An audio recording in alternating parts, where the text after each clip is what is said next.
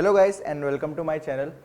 Okay, those who are watching my video for the first time, you can go back and have a look at the previous 3 lectures in this playlist of limits. Okay, moving on, the methods to remove indeterminacy. The next method is use of standard limits. Okay, so next method will be use of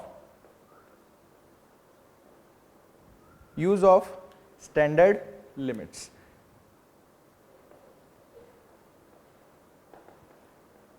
And in standard limits, first of all, we'll be learning about trigonometric limits.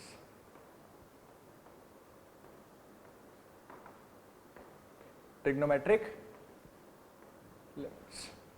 Okay, so first of all, we'll write down some standard results and then I'll tell you how we got to those results. Okay, so the first one is limit x tending to 0 sin x upon x.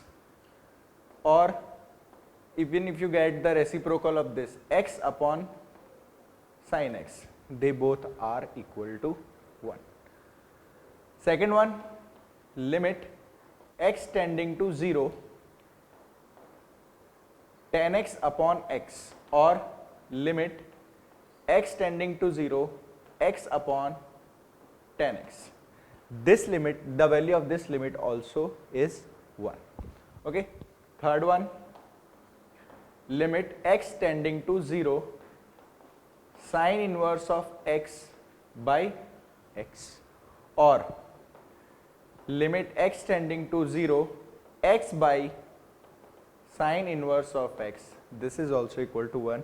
And lastly, fourth one, limit x tending to 0 tan inverse of x by x is also equal to limit x tending to 0 x by tan inverse of x, and this value again comes out to be as 1. Okay, if the function is given to you in terms of secant x or cosecant x or cot x, what we try to do is mostly we try to convert them into sin x, cos x, tan x and try to apply wherever it is possible to form standard limits. Okay, so now moving on, how we got to these results. Okay, we have to be very careful while solving these problems if they are inside a greatest integer function or fractional part functions. Okay, if they are written directly, you can directly write down the value as 1, but be very careful while you are solving whenever limit x tending to 0 greatest integer of sin x by x or fractional part of sin x by x is there. Okay, now I'll tell you why you have to be very careful, because the results will vary from here. Okay, so let's first try to know how do we got to these. Okay, so for the first one only I'll tell. For the first one, what we have is, if you draw the graph of sin x and x, what we have is limit x tending to 0 sin x upon x. So what we are doing is, I am drawing the graph of sin x. This will be the graph of sin x. Okay, pi by 2, pi, 0 and minus pi by 2. Okay, now next I'll try to draw the graph of y is equal to x. Okay, for now just remember that the graph of y is equal to x always lies above the graph of y is equal to sin x. Okay, it will be always above the graph of y is equal to sin x when x is greater than 0, and it will always be below the graph of y is equal to sin x when x is less than 0. Okay, now from here we'll try to evaluate our required limit.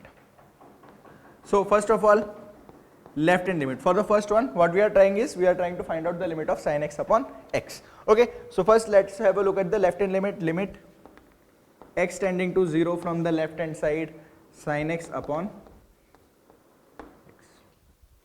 Okay, so let's move to your 0 from the left hand side. If you move to 0 from the left hand side, see, very close to 0, the value of sin x and x, the value of sin x and x, they are approximately same.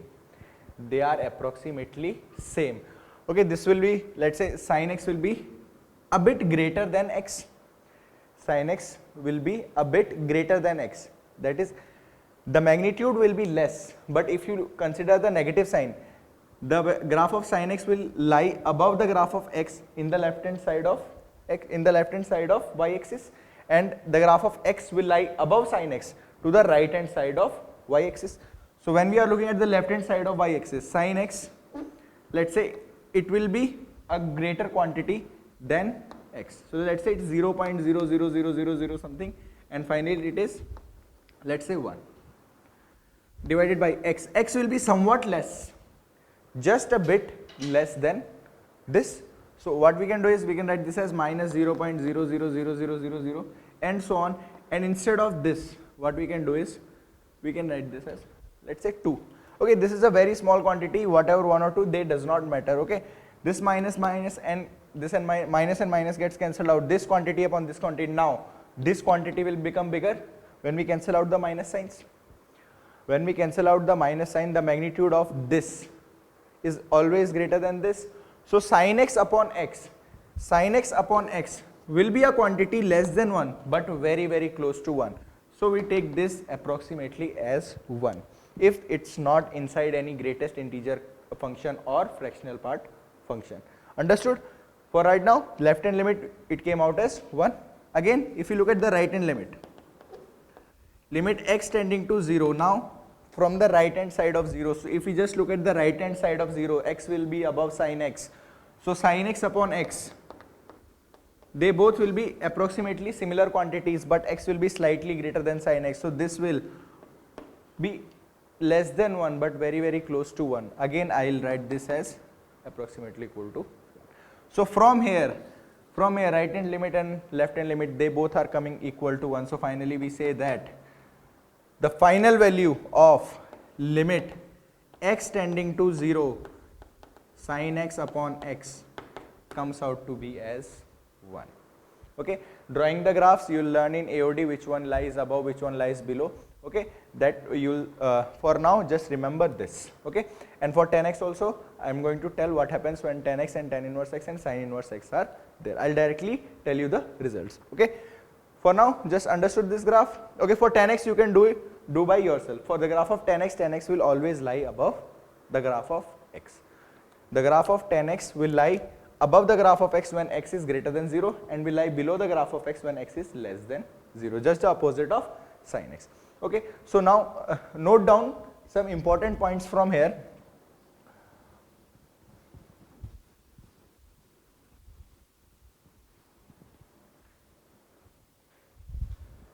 See, as x approaches to 0, first thing is sin x upon x. Sin x upon x will be a value very close to 1 but slightly less than 1. Just now we saw the graph of sin x and x, how they are related. Okay, so this sin x upon x will be 1 minus a very small value h. Okay, second, x upon sin x, obviously if this is 1, if this is less than 1, so its reciprocal will be greater than 1, so it will be a very small quantity greater than 1, that will be 1.00000 something, or I can write it as 1 plus h, where h is very very small, infinitesimally small quantity. It is a very small quantity, but it's still making what? Sin x upon x as less than 1 and x upon sin x as greater than 1. Just keep in mind. Third one, tan x upon x is somewhat greater than 1. So x upon tan x will be somewhat less than 1. X upon tan x will be somewhat less than 1. Okay, for these two I'll draw the graph again. For the graph of tan x, this is pi by 2 minus pi by 2. Okay, at pi by 2 tending to infinity, at minus pi by 2 tending to minus infinity. And if you draw the graph of y is equal to sin x, it will go somewhere from here. Okay, so the graph of tan x, this is the graph of y is equal to x, and this is the graph of y is equal to tan x. Okay, so if you look at x greater than 0, tan x will always be above y is equal to x. If you look at x less than 0, tan x will always be below y is equal to x. So from here what you can write is mod of 10x upon x will always be greater than 1, very very close to 1, but greater than 1 when you are checking very very close to 0. So from here we get these two results. Okay, again if we have inverse here, okay, fifth one, sin inverse x upon x, sin inverse x upon x, sin x upon x was slightly less than 1, sin inverse of x plus x will be slightly greater than 1. Okay, tan inverse of x upon x, tan x upon x was slightly greater than 1, so tan inverse of x upon x will be slightly less than 1. If you remember the graph of inverse trigonometric functions and y is equal to x, so you can see these results from there. Similarly, x upon sin inverse x, if sin inverse x upon x is greater than 1, x upon sin inverse x will be slightly less than 1, and same if this is less than 1, x upon tan inverse x will be slightly greater than 1. Okay, keep this in mind while you are tackling problems involving greatest integer and fractional part type of functions. Okay, otherwise you might get the answer wrong. Clear? All right, now after this, so what we have is, we have some more results related to this only, what we have learned till now. Let's say if x is tending to a, for x tending to a, your f of x is tending to 0. For x tending to a, your f of x is tending to 0. So limit x tending to a, sine of f of x by f of x. Okay, do you, we remember this what, limit x tending to 0, sin x by x, this was 1, here x was tending to 0, this x was also tending to 0. Now in place of x, what we have now here is fx, and x is tending to a. Now but for x is tending to a, this is tending to 0, again this is tending to 0, so we can say these two are similar type of expressions, so the value of this also comes out to be as 1. Okay, and same is for limit x tending to a, tan of fx by fx, same is the value of limit x tending to a, sin inverse of fx by fx, and limit x tending to a, tan inverse of fx by fx. Just keep in mind, when x is tending to a, your fx must be tending to 0. Okay, and same will be for their reciprocals of also, fx upon sin of fx, fx upon tan of fx, fx upon sin inverse of fx, and fx upon tan inverse of fx. Okay, so keep this in mind, and now we'll try to solve some of the problems based on these.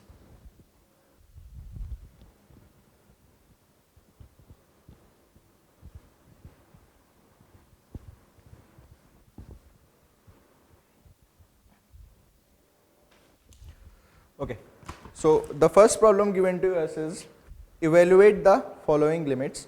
Okay, the common question for all, evaluate the following limits. So I'll write the parts. First one is limit x tending to 0, sin 7x by x. Second one, limit x tending to 0, sin 3x by sin 5x. Okay, third one, limit x tending to 0, sorry, limit x tending to infinity, 2 raised to power x minus 1, tan inverse of a by 2 raised to power x. Okay, so let's start with the first one, limit x tending to 0, sin 7x by x. Okay, just now what we studied is limit x tending to a, sin fx by fx. Okay, now if you look at this, this will be what, limit x tending to 0, sin 7x. Okay, here 7x is tending to 0, so what we have got in numerator is, we have got sin of fx. In numerator what we have is sin of fx. So for this limit x tending to a, here a is now 0, fx is tending to 0, so what do we need in denominator? Again we need fx. How can we make fx in denominator? What can we do is, we can multiply and divide the denominator or the whole expression by 7. Now what we have got is, we have got sin 7x, that is sin of fx, your fx is 7x, divided by 7x, this also fx, and lastly you have 7 in multiplication. So constant is in multiplication. So what we can write here is limit x tending to 0, 7 you can take outside, sine of 7x by 7x, and this is nothing but limit x tending to a, sine fx by fx. Fx is tending to 0, so this whole will come out as 1. So final answer will be 7 into 1, that will be 7. Okay. Next one, second one, limit x tending to 0, sine of 3x by sine of 5x. Okay. So what do we have here is we have sine of fx. So what do we need in denominator is fx. Again 3x will be tending to 0, so 3x we need in denominator. 5x will be tending to 0, so 5x we need in numerator to make our standard limits. So what do? We multiply this by 3x, divide this by 3x. Again for denominator we have 5x, we multiply this by 5x and divide again it by 5x. So if you look at this, sine 3x upon 3x, this will be of the form, this form only, sine fx by fx, x tending to a, fx tending to 0. So when x is tending to 0, this tending to 0, this tending to 0, this will be equal to 1. Same thing if you look at these two, 5x upon sine 5x, same, limit x tending to a, fx upon sine of fx, it will also be again equal to 1 by use of standard limit. So finally what you are left with is limit x tending to 0, only 3x is left in the numerator and 5x is left in the denominator. X is tending to 0, not exactly 0, so directly you can cancel the x out from both numerator and denominator, and you will get your final answer as 3 by 5. Clear? Okay, the last one, limit x tending to infinity. Okay, the third one, limit x tending to infinity, 2 raised to power x minus 1 tan inverse a by 2 raised to power x. Limit x tending to infinity, 2 raised to power x minus 1 tan inverse of a by 2 raised to power x. Okay, so here what we have is, if I directly apply the limit, if you directly apply the limit, this will be what, 2 raised to power infinity, 2 raised to power infinity will be tending to infinity, so this term will be tending to infinity, right? Again if I substitute infinity here, some constant upon 2 raised to power infinity will again be tending to infinity, some constant upon infinity will be tending to 0, and if this is tending to 0, tan inverse of 0 will be, tan inverse of a value tending to 0 will again be tending to 0. So which indeterminate form do we get? We get infinite into 0 form. So whenever we get infinite into 0 form, always remember, I either will try to convert it into infinite by infinite form or 0 by 0 form. So let's try to convert it into infinite by infinite or 0 by 0 form. So what I can do is, we can write this as limit x tending to infinity. Okay, 2 raised to power x minus 1 is there. I can write this as 2 raised to power x by 2, 2 raised to power x by 2 into tan inverse of a by 2 raised to power x. Now if you remember the standard limits, this is tending to 0, tan inverse fx. What do we need in the denominator? We again need f of x. So for that f of x, what do? Is we will multiply and divide the expression by this only. What do? We divide this by a by 2 raised to power x, and again we will multiply this by a by 2 raised to power x. What we have done is, we have multiplied and divided the whole expression by a by 2 raised to power x and a by 2 raised to power x. So what do we get from here? What do we get from here? Tan inverse of fx upon fx, this tending to 0, this tending to 0 when x is tending to infinity. So this will directly be 1 by use of standard limits. So what is left with us is limit x tending to infinity, 2 raised to power x into a by 2 into 2 raised to power x. Again this and this, they will be cancelled out. Final answer will be a by. Is it clear? Okay. So moving on to more examples.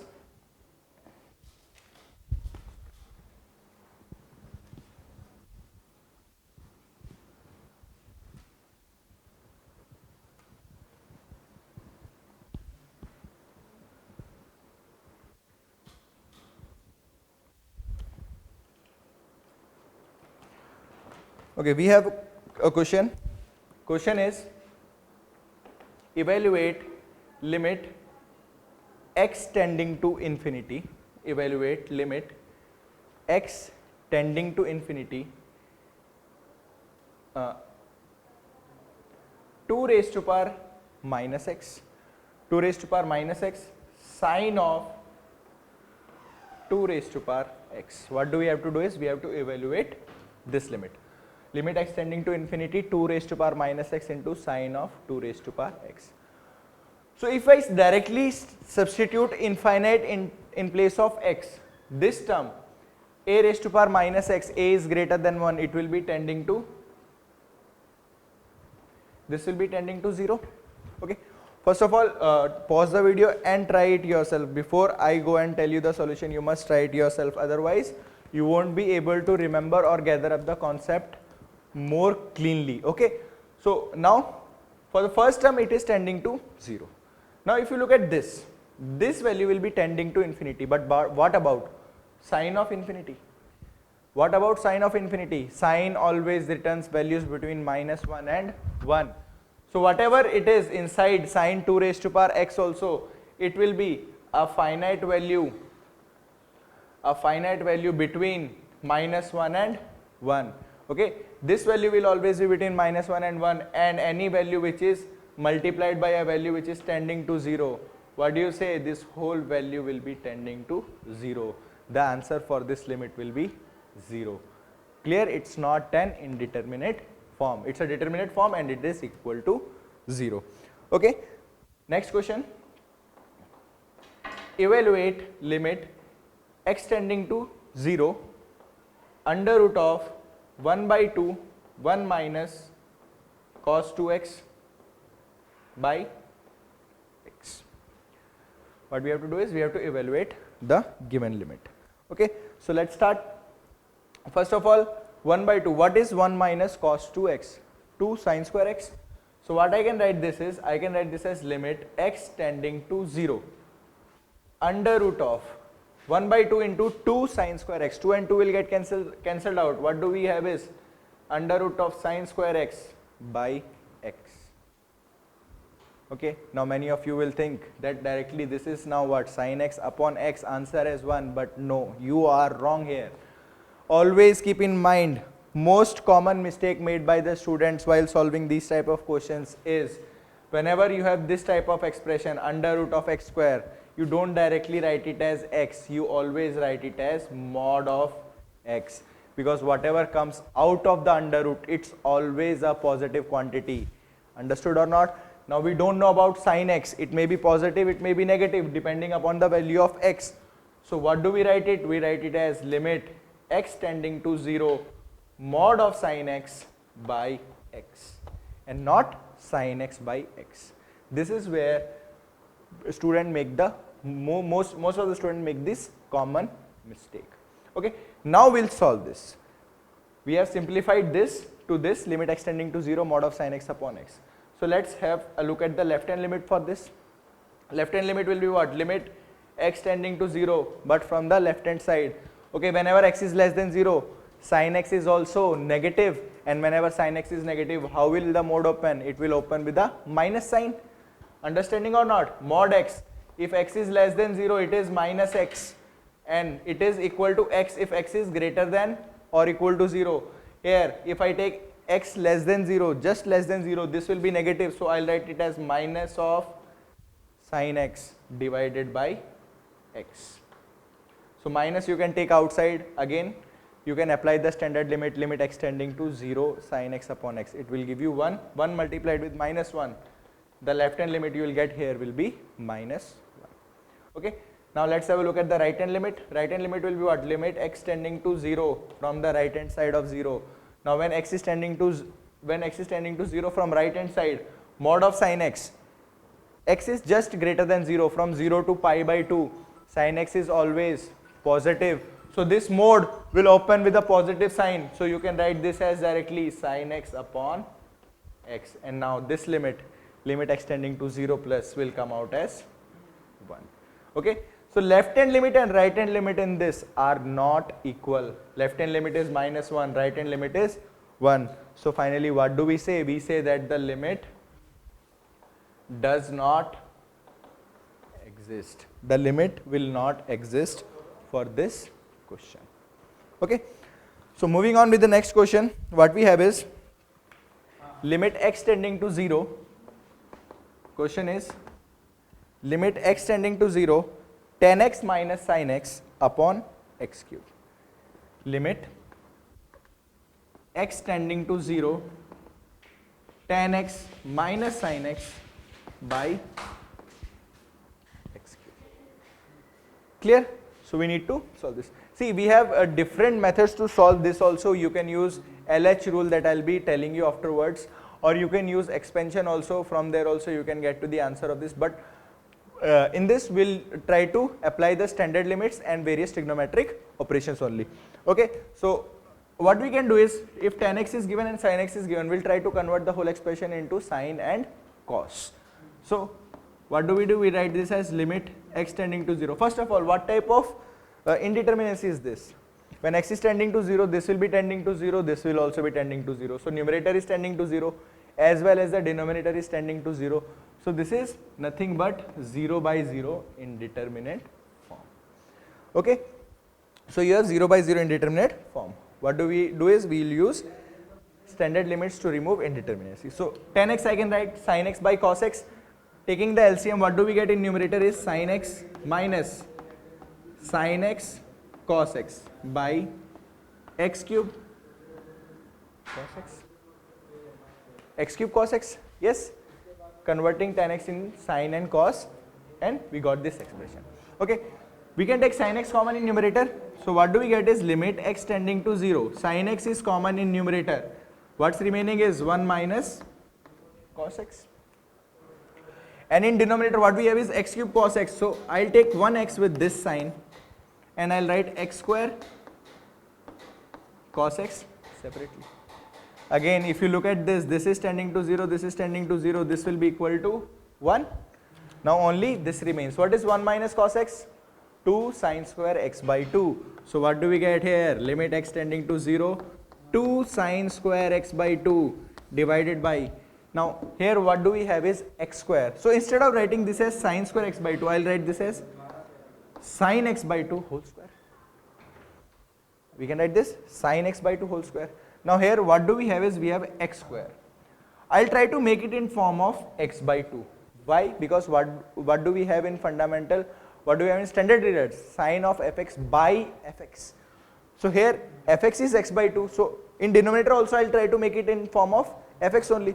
So x square I can write it as x by 2 whole square into 4. Yes or no? If you open this, this will be x square by 4. 4 into 4, 4 and 4 cancels out. So same thing, x square x by 2 whole square into 4, and finally one more term, that is cos x. Yes. So 2, 4, this will cancel out. If you look at this, this is nothing but, I'll write it again, sin x tending to 0. I can write this as sin x by 2 by x by 2 whole square or not. This is a square term, this is a square term, so we can write it like this. Yes.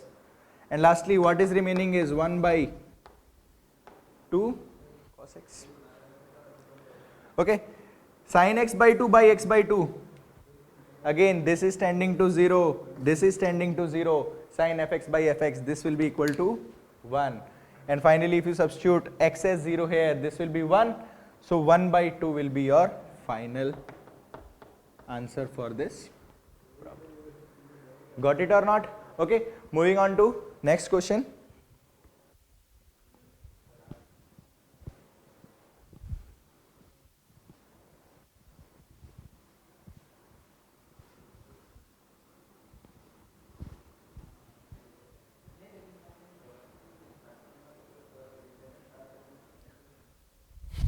Okay, here what we have is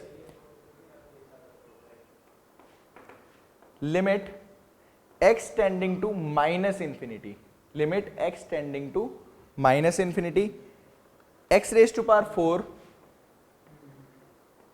sin 1 by x, x raised to power 4 sin 1 by x plus x square whole by 1 plus mod x whole cube. divided by 1 plus mod x whole cube. Okay, so whenever we get expression like this, sine 1 by x or tan 1 by x, when x is tending to infinity or minus infinity, what do we try to do is, this will be tending to 0 only, a negative quantity but will be tending to 0. So we'll try to make it into standard form, sine fx by fx or tan fx by fx. So what do we have here is, I can write this as, okay, one more thing is, we have here is mod of x. Now x is tending to minus infinity, that means x is a negative value. And for every negative value, how do we open the mod sign? We'll open mod x as minus x. So what will be mod x whole cube? You can directly write it as minus x cube. So what we have here is limit x tending to minus infinity, x raised to power 4 sine 1 by x plus x square whole divided by 1 minus x cube. This is what this expression has turned out to be. Mod x, you can write it as minus of x. Okay, so from here what do we get? Limit x tending to minus infinity. We'll try to make it in the form of 1 by x or 1 by x square or 1 by x cube. Okay, so if I take x cube common in numerator, if you take x cube common in numerator, what you are left with is x sine 1 by x.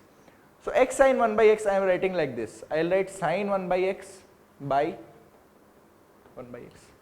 Same thing only, x sine 1 by x only. Okay, from x square if you take x cube common, what do we get is 1 by x. Again same thing in the denominator, we will take x cube common. What do we have? 1 by x cube minus of 1. This x cube and this x cube gets cancelled out. Now if you apply the limits, this is tending to 0, this is tending to 0. Remember the standard limits. This whole expression will come out as 1. Yes or no? Sine fx by fx.